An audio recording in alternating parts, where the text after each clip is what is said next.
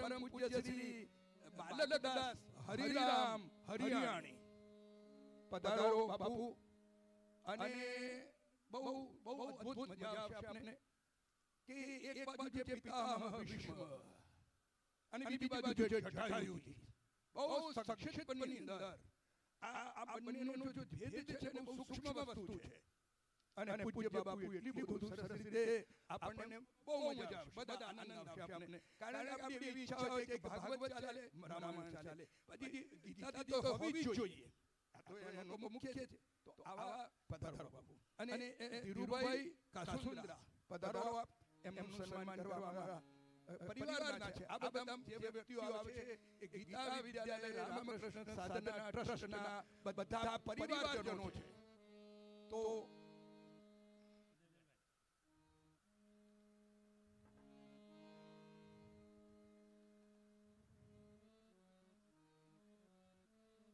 નમોસ્તુતે સવિશાલ બુદ્ધે ફુલ્લારવિંદા યતપત્ર નેત્રમ येन त्वया भारततैलपूर्ण प्रज्वालितो ज्ञानमय प्रदीप.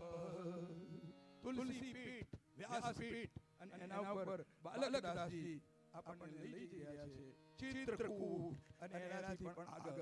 ચાલો, જય સિયારામ.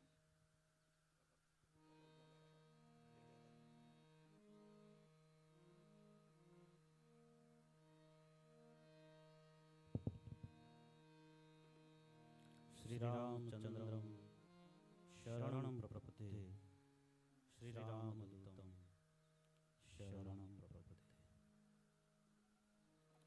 ગીતા વિદ્યાલય જોડિયા ધામની અંદર જ્યારે મને બોલવાનો મોકો મળ્યો આપ સૌને, દાદાને, વિરાગ મુનિને, પૂજ્ય બાપુના શરણોમાં વંદન, તેમજ સમગ્ર કથાકાર જગત સર્વ ભાઈઓ બહેનોને વંદન. તો મહાભારતના યુદ્ધની અંદર મહાભારતમાં જ્યારે દ્રૌપદી 5 પાંડવ હારી જાય છે, જુગટોરેના એ વખતે 5 પાંડવ દ્રૌપદીને હારી જાય છે. એ વખતે દ્રૌપદી રડતા રડતા બધાની પાસે પોતાની ઇજ્જત બચાવવા માટે, પોતાની આબરૂ બચાવવા માટે એક મહારથીઓ જે ધનુષનો ટંકાર કરે તો પૃથ્વીના છેડાઓ વડે ડોલવા એવા મહારથીઓ બેઠા છે. કૃપાચાર્ય, ગુરુ દ્રોણ, દાદા ભીષ્મ બધાની પાસે માંગે છે. આ ન્યાય છે. એ વખતે દ્રૌપદી પોતાના બંને હાથ આમ ઇજ્જત બતાવવા માટે સ્ત્રી રાખે છે. દ્રૌપદી અને કહે છે, દાદા ન્યાય છે. કાંઈ કોઈ બોલી શકતું નથી, કારણ કે વસન બદલ છે. મુખમાં સાડીનો શેડો રડે છે. મહારથીઓની સભામાં કોઈ એને ન બચાવી શક્યું. ત્યારે અમારે સંત તુલસીદાસજી કહે છે, ત્યાં પણ સતી છે દ્રૌપદી, અહીંયા સતી સીતા છે. સીતા કે બિલા સુની ભારી ભય ચરાસર જીવ દુખારી. ચરાચર જીવ બધા દુખી થયા. સીતાનો વિલાપ સાંભળી અને જ્યારે બધા દુખી થયા ત્યારે આ વિલાપ કોને સાંભળ્યો? ગીધરાજ સુની આ રતબાની અન રઘુકુલ તિલક નારી પહેચાની. આ રઘુકુળની નારી છે. અને જ્યાં જટાયુને ખ્યાલ આવ્યો અને જ્યાં સાંભળ્યો પુકાર, સીતાનો વિલાપ સાંભળ્યો એટલે પોતાના વેગને ન રોકી શક્યો. જટાયુને અહીંયા ખબર છે કે હું રાવણને કાંઈ નહીં કરી શકું, હું જીતી નહીં શકું, પણ એક નારીની, એક અબળાની આબરૂ બચાવવા માટે જટાયુ કૂદી પડ્યા. અને અહીંયા વિશ્વ જો ટંકાર કરીને ખાલી વચ્ચે ઉભા રહે કે મારા દેખતા મારી હાજરીમાં કોણ દ્રૌપદીને હાથ અડાડે, આટલું બોલે ને તો મહાભારત અટકી જાય. પણ અહીંયા બોલી નથી શકતા, સભાઓ છે, અહીંયા કોઈ નથી, એકલો જટાયો કૂદી પડ્યો. અને એ વખતે રાવણને પણ કડીક એમ થયું, આવત દેખી કૃતાંત સમાના ફિર દસ કંધર કર અનુમાના કે મેનાક કે ખગપતિ હોઈ કે મેનાક કે ખગપતિ હોઈ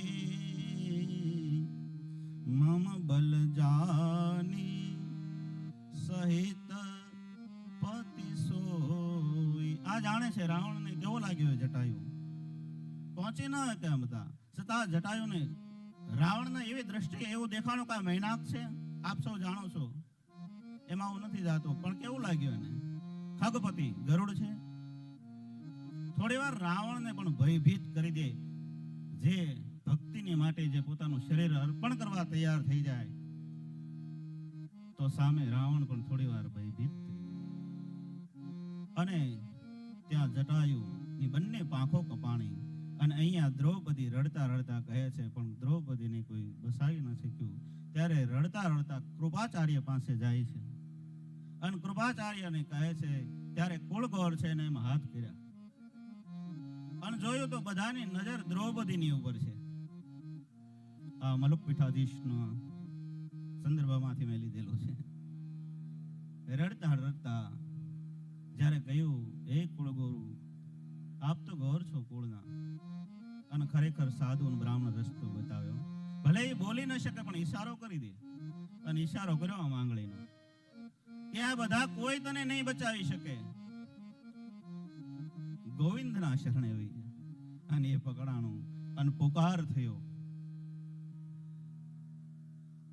મોહન મારા માળી જાયા વીર જોરાવો સુણીને વેલો આજે રેલો એ આરાવો સુણીને વેલો આવરે રેલો સો સો કવર મળ્યા સામટા. આ સો કૌરવો મારી ઇજ્જત. અને જ્યાં ખાલી ગોવિંદનો પુકાર થયો ત્યાં તો આકાશમાંથી જેમ વીજળી પડે એમ ભગવાને 999 શ્રી દ્રૌપદીના પૂરા. આજ અહીંયા ભગવાનનું કામ જટાયુએ કર્યું.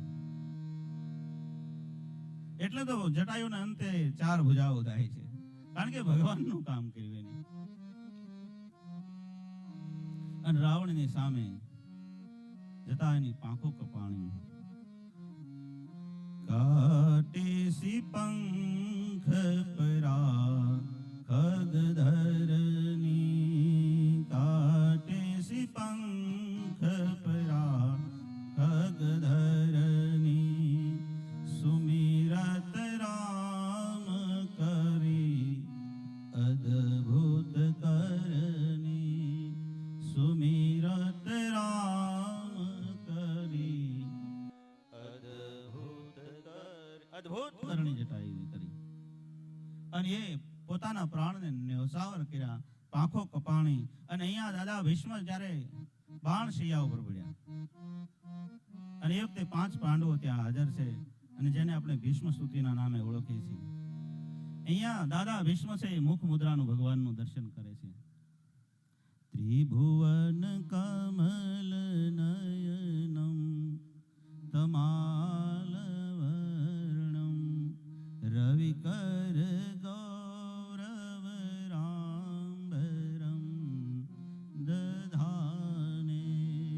મુખ મુદ્રાના દર્શનના ભક્ત વિશ્વ છે. ત્યારે અમારે જટાયુ શરણથી શરૂઆત કરે છે. ભગવાનના દર્શનની શરૂઆત શરણથી થાય છે. આગે પરા ગીધપતિ દેખા, આગે પરા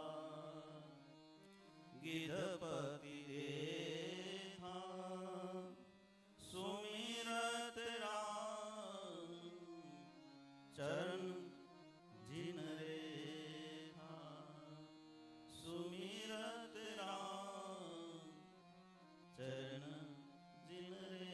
ભગવાનના ચરણથી શરૂઆત, આને દર્શન ચરણથી કર્યું. અને અહીંયા દાદા વિષ્ણુ જ્યારે પોતાના પ્રાણને છોડે છે ત્યારે ભગવાનની હાજરી છે અવશ્ય. 5 પાંડવો છે અને અહીંયા ભગવાન ઉભા છે અને જટાયુ અહીંયા છેલ્લા શ્વાસ લે ત્યારે ત્યાં પણ ભગવાન આવે છે. ભગવાન જટાયુને ગોતતા ગોતતા આવે છે. એટલે તુલસીદાસજીને લખવું પડ્યું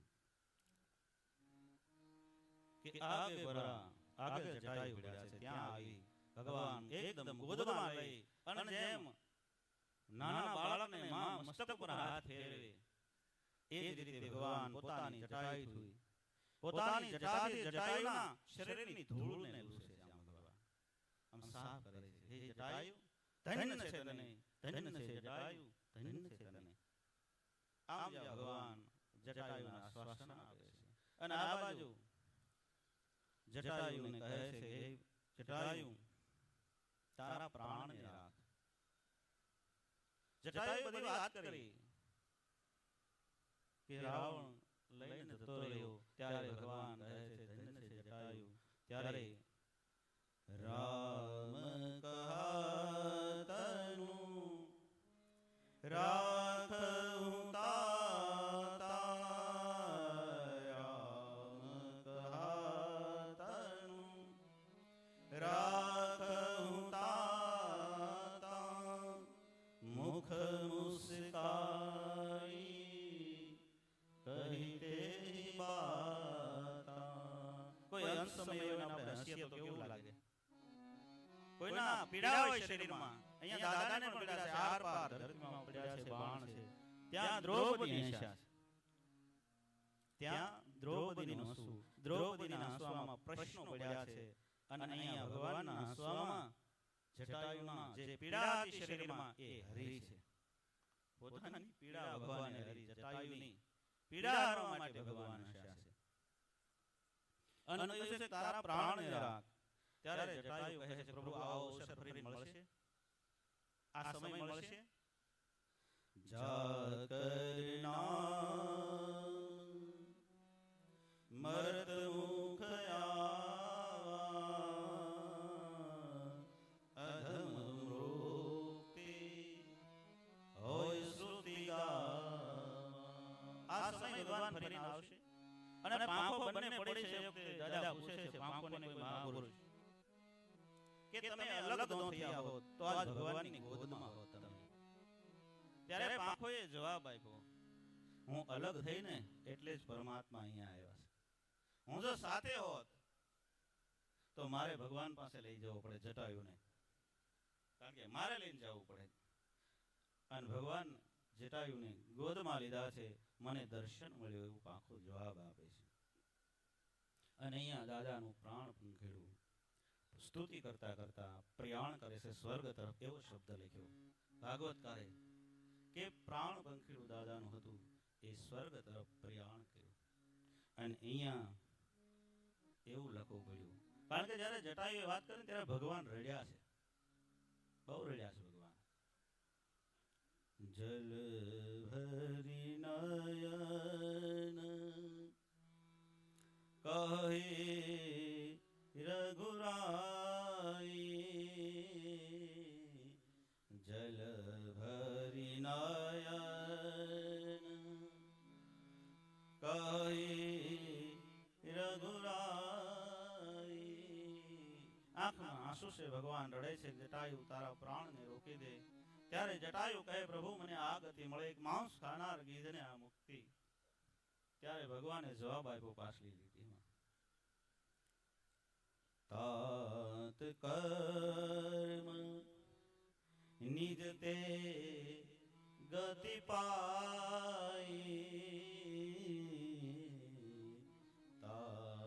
કર્મ તે નિજ ગતિ પાઈ. તમારા કર્મથી તારા કર્મથી તને આ ગતિ મળે છે. અને સ્વયં ભગવાને જટાયુનો અગ્નિ સંસ્કાર કર્યો અને સામે પાંડવોએ દાદા ભીષ્મનો અગ્નિ સંસ્કાર કર્યો. ભગવાન હાજર જ છે ત્યાં, પણ પોતાના હાથે અગ્નિ લગાડ્યો હોય જટાયુને, તો ભગવાને અગ્નિ સંસ્કાર. આટલો ફરક દાદા અને ભીષ્મ, જે દાદા ભીષ્મ છે અને જટાયુ, એમાં આટલો ફરક છે. અને છેલ્લે આપ સૌ જાણો છો, ગીધ દેહ તથી હરિ હરિ રૂપા ભૂષણ બહુપટ પીત અનુપા. ભગવાન જેવું દિવ્ય રૂપ ધારણ કરી અને પ્રયાણ કર્યું, ભગવાને પોતાનું પરમધામ આપ્યું, એવો ઉલ્લેખ અહીંયા તુલસીદાસજીએ કર્યો છે. અને સામે એટલો જ ઉલ્લેખ થયો છે, દાદાએ સ્વર્ગ તરફ પ્રયાણ કર્યું, અહીંયા ભગવાને પોતાનું રૂપ પ્રદાન કર્યું. અસ્તુ જય સિયારામ. જય સિયારામ. આપને બધાને અત્યારે વિરાગ મુનિજીની બહુ યાદ આવે છે. વિરાગ મુનિજીની એક જ ઈચ્છા હતી કે શાસ્ત્રો છે, વેદ છે, એ દરેકની અંદરથી કંઈક તમે સંશોધનાત્મક, કંઈક નૂતન બહાર કાઢો. ત્રિવેણી પાછળનો હેતુ જ હતો.